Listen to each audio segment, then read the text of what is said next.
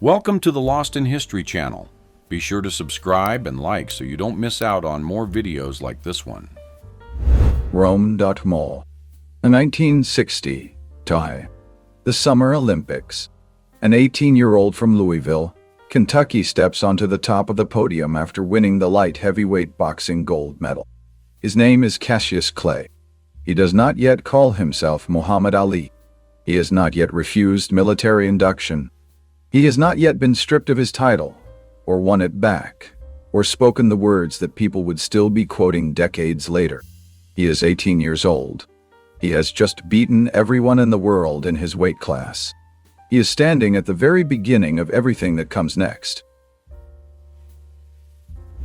In 1939, John F. Kennedy was 22 years old. He had not yet served in the Navy. He had not yet lost his brother. He had not yet been elected to Congress or the Senate or the White House. He had not yet been to Dallas. He was a young man from a wealthy family, standing somewhere with a confident posture in a clean suit, looking like 1,000 other young men of his time and class. Except he was not like them at all. He just did not know it yet. James Dean. On the set of Giant. 1955. Rain.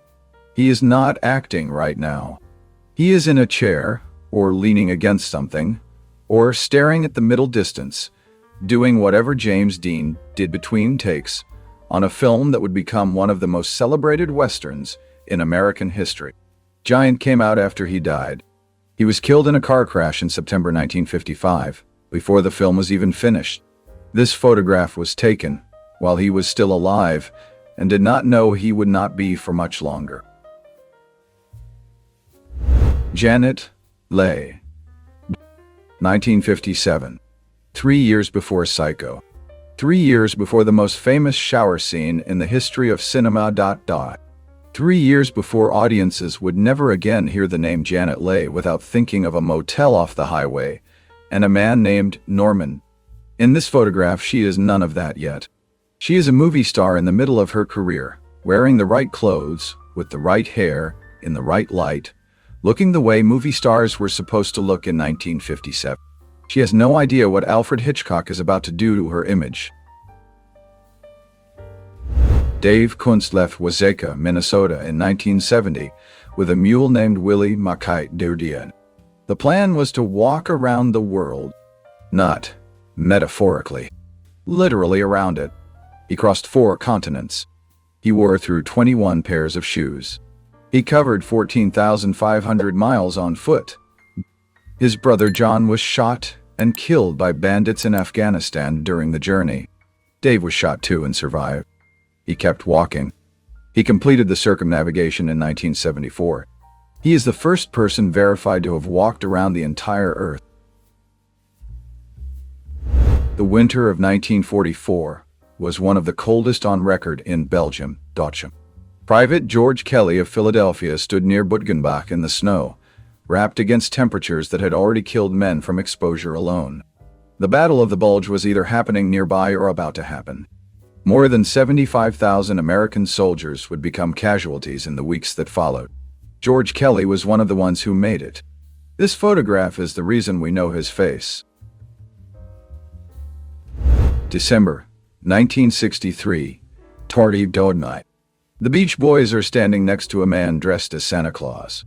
1 month earlier, the President of the United States had been shot in Dallas. The country was still in shock. And yet, here are Brian, Dennis, Carl, Al, and Mike smiling next to a department store Santa, because Christmas was still coming regardless. The music they had made that year included Surfin' USA. The music they had not yet made would include Pet Sounds. In December 1963, none of that was known yet. Greenland. Died. The 1890s. An Inuit man is sitting with his wife, carefully attending to her feet. The image is intimate in a way that photographs from this era rarely are. Not formal. Not posed for an outsider. Just 2 people in a domestic moment, one caring for the other. The Arctic in the 1890s was brutal in ways that are difficult to fully imagine. Cold, dark for months, isolated from the rest of the world. And yet, in this photograph, there is warmth. Simple, ordinary, human warmth. The kind that has nothing to do with the temperature outside. California, 1915.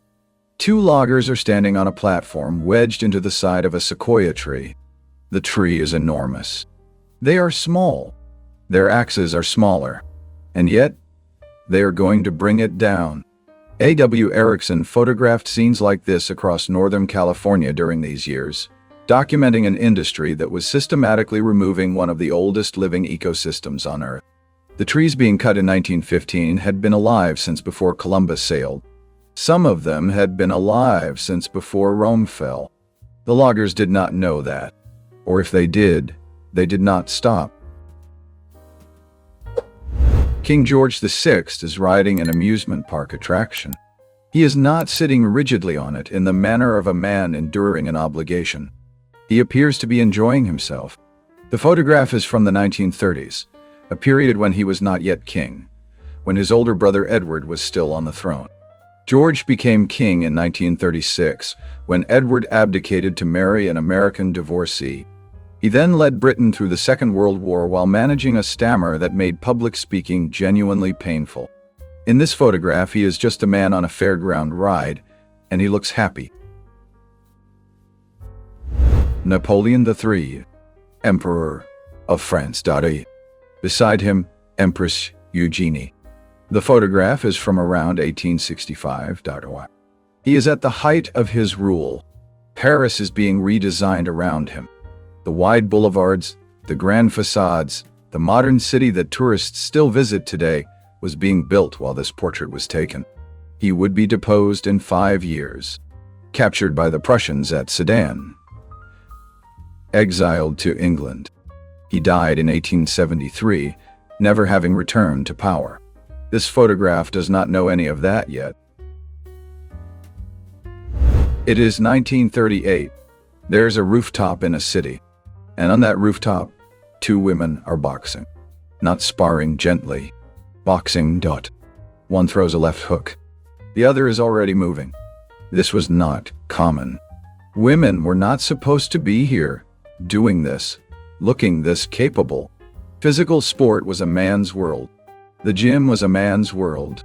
This rooftop was a man's world. These 2 women had apparently not been informed of that fact.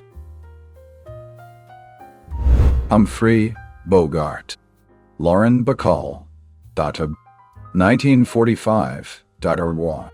They are on his boat. The year is important. The war in Europe ended this year. The war in the Pacific ended this year. And here are 2 of Hollywood's most famous faces, on a boat, in the sun, looking like people who have chosen each other and are not apologizing for it. They had married the year before. He was 45 too. She was 20. The industry gossiped. The audience did not care. They had chemistry that the camera could not contain. Debbie Harry. New York City, 1978. She is not yet the biggest name in music, but she is getting there. Blondie has been together for 4 years. The downtown scene is burning. Punk is colliding with pop. The city itself is nearly bankrupt, covered in graffiti, electric with creative energy that no amount of money could manufacture. And she is in the middle of it, looking like she invented the decade. She did not invent it, but she definitely improved it.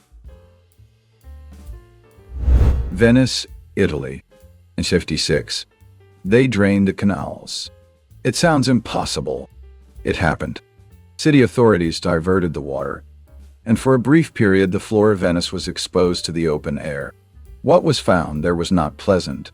Centuries of debris, sediment, discarded objects, and the accumulated refuse of a city built on water. But beneath all of that was something else. The original foundations. The wooden pilings that had been holding the city above the water since the 6th century. Ancient wood, still intact, still doing its job 1,000 years later. Look at this king. Frederik Nyen of Denmark. Denmark. He is removing his shirt, or he has already removed it, and what is visible underneath has surprised people for 70 years. The King of Denmark is covered in tattoos, not a single small one in a discreet location. Actual, extensive, deliberate tattoos across his body. He had acquired them during his years in the Royal Danish Navy before he became king. He was also a trained conductor who led orchestras in his free time. Frederik Nyen was apparently a man who had decided to live in several different directions at once. Disneyland opened on July 17, 1955. The opening day was a disaster. The asphalt was freshly poured and women's heels sank into it. The drinking fountains did not work. There were not enough food stands for the crowds. Walt Disney called it Black Sunday. And yet within weeks, the park was working. Within months, it was the most visited attraction in California. This photograph from the early years shows what visitors saw when they arrived. Bright colors, strange architecture, a world that did not look like any world that had existed before. In the early 1980s, Manute Ball was playing college basketball in the United States. He stood 7 feet and 7 inches tall. This was not normal. This was not even close to normal. When he entered the NBA draft, the league had to change its rules about eligibility because of uncertainty about his age. He played 17 seasons. He blocked more shots than almost anyone in the history of the league. He also shot three-pointers, because at his height it was technically possible to shoot from almost anywhere on the floor and still be effective. Yellow Magpie of the Arapaho people, photographed in 1898. He is wearing traditional clothing made with extraordinary care. Woven fabric, ceremonial adornments, artisanship that took generations to develop. 2 years earlier, the United States had passed laws making it illegal to practice many Native American ceremonies. The same government that restricted his culture sent a photographer to document it. Yellow Magpie stood in front of the camera anyway. He wore everything. He let nothing be hidden. This photo has been altered. Look closely at Emperor Franz Joseph of Austria and Empress Elizabeth. They are standing together. But something is off. In the 1870s, studio photographers routinely manipulated images of powerful figures. The emperor was shorter than the image suggests. Technicians adjusted, cropped, and rearranged. The result was a portrait that looked correct, that looked dignified, that looked like what royalty was supposed to look like. None of it was real. Berlin. 1912. A photographer is hanging out of a low-flying aircraft and pointing a camera at the city below. Aviation is 11 years old. The airplane is still considered experimental by most of the world. And yet here is someone using it to document an entire city from the air. The photograph below him shows streets, buildings, parks, rooftops that Berliners had never seen from this angle. The sky had just become a place where humans could stand and look down. Louisiana. 1937. A mother sits with her children in a room that does not have much in it. No school nearby. No textbooks. Just her and them. And the belief that reading and writing were worth teaching anyway. The Great Depression had hollowed out communities like this one across the American South. But in this photograph, something is still happening. Something is being passed down. A woman is teaching her children what she knows. That part could not be taken away. Montana. 1908. 2 members of the Apsaro people are on horseback in front of a tipi. Snow covers the ground. The horses are still. Everything in this photograph is exactly as it has been for generations. But the year is 1908. The land around them has already been divided. Treaties have already been broken. The world pressing in from every direction is nothing like the world in this photograph.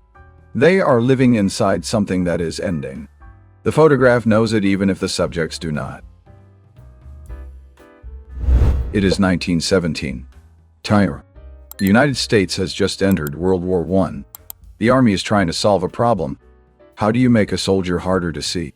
The answer they arrived at was a pattern of shapes and colors designed to break up the human outline at a distance.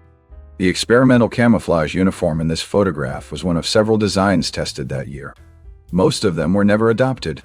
The war ended before the technology was fully developed. The soldiers who wore them went to Europe in standard-issue clothing anyway. Montreal, 1939. Women are walking through a snowstorm wearing clear plastic visors strapped around their heads. It looks strange. It was meant to be practical. The visor protected your face from the wind. It kept your hair dry. It kept your lipstick intact, which mattered more than it might seem today. These were not emergency items. They were sold in stores. Women bought them by choice. The fashion world of 1939 was making decisions that did not always age well. Norway had never seen one before. In 1905, the country received its first shipment of bananas. Workers at the harbor stood around the crates, unsure what to make of them. Some had never heard the word. Merchants gathered. Curious onlookers pushed closer. The fruit that half the world already knew was, to this northern country, something close to a miracle.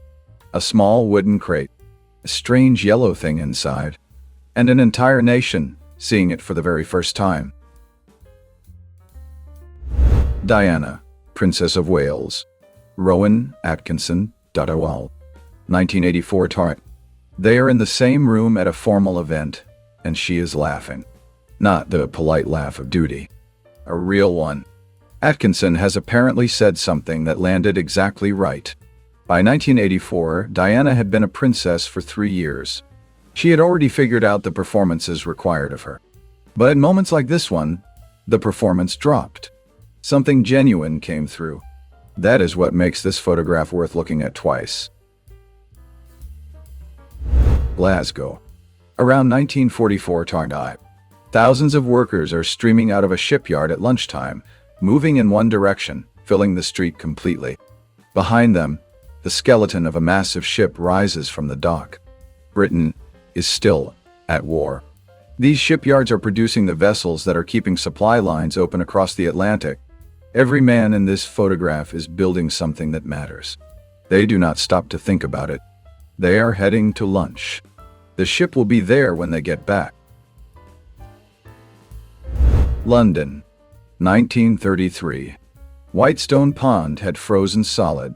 A couple laced up their skates and went out onto the ice in Hampstead, moving slowly, laughing probably, surrounded by others doing the same thing. The pond froze reliably in those years. It does not freeze like that anymore. Climate patterns have shifted. The temperatures have changed. This photograph is not just of two people skating. It is of a winter that no longer comes. 8 men with bicycles. 1884 Tarta Day. The Kendall Green Bicycle Club. The bicycle itself had been commercially available for only a few years. These 8 men have organized themselves into a club around the activity of riding one. They have a name. They probably have rules. They definitely have a photograph. The bicycle would transform American society in the next 20 years, enabling women to travel independently, accelerating the demand for paved roads, and reshaping daily life in ways that were not yet visible in 1884. These 8 men just thought it was a good way to spend a Saturday. This bridge is made of iron and ambition. Built in the 19th century at a moment when engineers were discovering that rivers and valleys did not have to stop anyone anymore. Rail lines could cross them. Commerce could cross them. Armies could cross them. The railroad bridge changed the geography of entire continents, making places that had been remote suddenly accessible, and places that had been central suddenly bypassed. This one is a survivor. Most of its contemporaries were torn down long ago. It is still standing because someone decided it was worth keeping. The Netherlands, 1963. A driver has pulled over. He has picked up a telephone. On the other end of the line, An operator at a central office is looking at a map and telling him where to turn. This was the navigation system before navigation systems existed. It required a human being to maintain a live mental map of road conditions, to remember the fastest routes, to speak clearly, and to stay on the line while the driver wrote things down. The service was canceled when digital navigation became available. Nobody who used it would have predicted it would disappear so quickly. Pittsburgh, October 1960. The city has just won the World Series in one of the most dramatic Game 7s in baseball history. Bill Mazeroski hit a walk-off home run in the bottom of the ninth inning. It is still the only time a World Series has ended that way. Students at the University of Pittsburgh climbed to the upper floors of the Cathedral of Learning, a 42-story Gothic skyscraper that towers over the campus, and celebrated from the windows. Below them, the whole city was doing the same thing. 4 women, 4 swimsuits. One photograph that tells you everything about what 1950 thought beauty looked like. These were not just fashion models. They were a statement. The war was over. Fabric rationing was over. The bikini had just been invented 4 years earlier, and the world was still deciding what to do with it. These women had already decided. Simple cuts, soft colors, easy confidence. The decade was just beginning. It is 2004. Sergeant Carlos Ojeorua is 31 years old. He is standing in Helmand Province, Afghanistan. The mountains are behind him. The mission is in front of him. He does not know yet what the next hours will bring, or the next days. He is a soldier in a war that has already been going on for 3 years and will continue for nearly 2 decades more. This photograph was taken in that in-between moment. Before, during, die. The kind of photograph that asks you to think about what came after. 2 people. 1 bicycle built for 2. The year is 1886, Tarawa. The bicycle itself is barely 20 years old as a technology. This particular model, designed for a couple to ride together, was considered modern, elegant, and slightly scandalous. A man and a woman, side by side, moving through the street without a chaperone. The bicycle did not just change transportation. It changed courtship. It changed freedom. It changed who got to go where.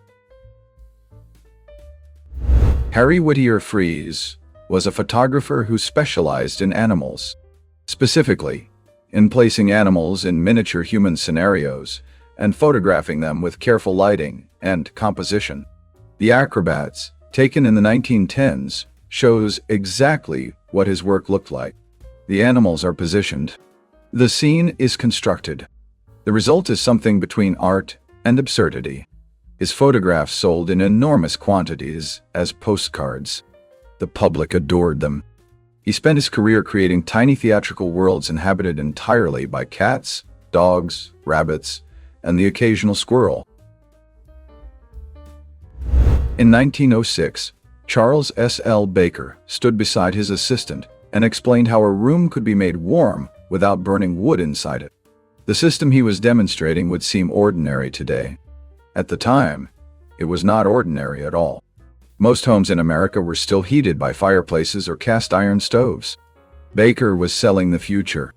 Most people in that room had no idea they were looking at it. Raquel Welch, Beverly Hills, 1976. She's in her bedroom. The room tells you as much as she does. Elegant without being cold. Modern without being sterile. Soft fabrics, careful furniture, afternoon light through the windows. By this year, she had already appeared on one of the most famous posters in history. She was one of the most recognized faces on the planet. And here she is in a quiet room, looking like she belongs exactly where she is. New York City, December 1962. A man in a Santa Claus costume is walking down Houston Street. The city around him is fully prepared for Christmas. Decorations on every block. Shoppers on every sidewalk. A few weeks earlier, the Cuban Missile Crisis had nearly ended the world. For 13 days in October, American and Soviet forces had stood at the edge of nuclear war. It passed. And now, 6 weeks later, Santa Claus is walking down Houston Street, and the city is buying gifts. And somehow that seems like the right response. Venice Beach, California. 1927. A photographer and a small production crew are setting up for a beach shoot. The light is good. The location is famous. Venice was built in 1905 by a tobacco millionaire who wanted to recreate Italy in California. By 1927, it was a busy, slightly chaotic beach town known for its canals, its boardwalk, and its tolerance for unusual activity. This photograph is from a moment before it became what it would later become. Before the bodybuilders. Before the artists. Before the cameras became permanent. The Outer Limits. Season 1, Episode 4. The Sixth Finger. It aired in 1963. Jill Howarth and David McCallum are on screen in a story about a man who is evolved forward in time by a machine, becoming something no longer quite human. The episode was watched by millions of Americans who were, in 1963, genuinely uncertain about where science was taking the species. Nuclear weapons existed. Space travel was happening. Artificial evolution was, apparently, being dramatized on television. The anxiety in the audience was real. The show understood that. The 1990s made Cameron Diaz dosh. She appeared in The Mask in 1994, and the world noticed immediately. What the world was slower to appreciate was how precisely she understood comedy. The physical timing, the willingness to look ridiculous, the ability to make a scene funnier by doing less. In this photograph from that decade, she looks like exactly what she was becoming. A star who made it look effortless because she had put in enough work that effortless was actually possible. E.D. Williams, Hyde Park, London, February 10th, 1972. She is walking through bare winter trees, and she is dressed in almost nothing. This was not an accident. E.D. Williams specialized in this. She showed up to events in outfits that required nerve, confidence, and the understanding that people would be talking about her the next morning. Some called it publicity. Some called it bravery. Either way, in a London park in February, wearing what she wore, she clearly did not feel the cold the way other people did. Patrick Swayze is playing Dalton Dyer. Dalton is a bouncer who has a degree in philosophy from New York University, and who bounces at a bar in rural Missouri with a code of conduct and a set of principles and a willingness to use his body when the principles fail. Roadhouse came out in 1989. It received poor reviews. It became one of the most rewatched films of the next 30 years. Swayze is the reason. He played it completely seriously. The film works because he believes it.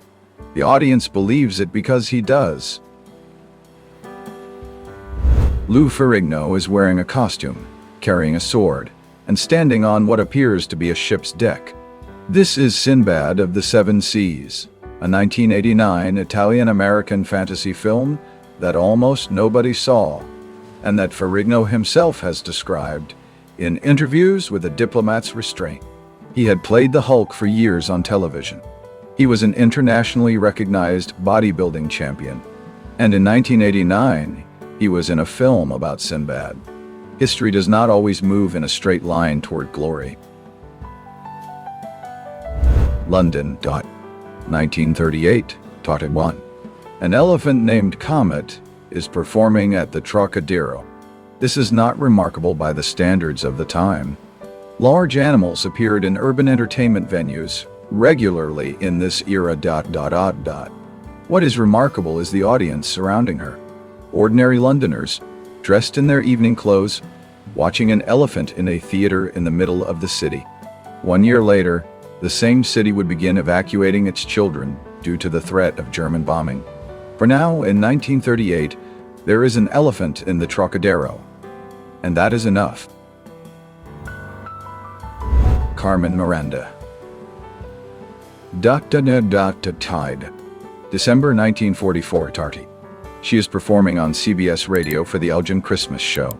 Her voice is going out across the country to millions of listeners who cannot see her famous hats or her platform shoes. Only hear that accent and that energy.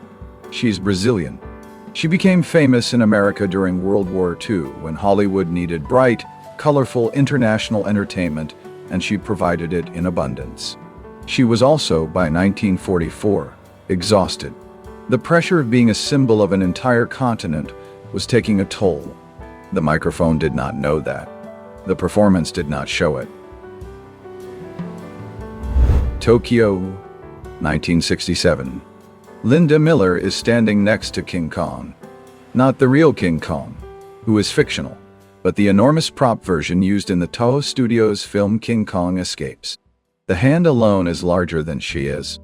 Behind the scenes of Japanese monster films of this era, things look nothing like they appeared on screen. Miniature cities. Men in rubber suits. Enormous mechanical props operated by crews of technicians. Linda Miller was an American actress brought in for the film specifically because the studio believed American audiences would connect with an American face. She's smiling. Kong is not. North Bend, Washington, 1943.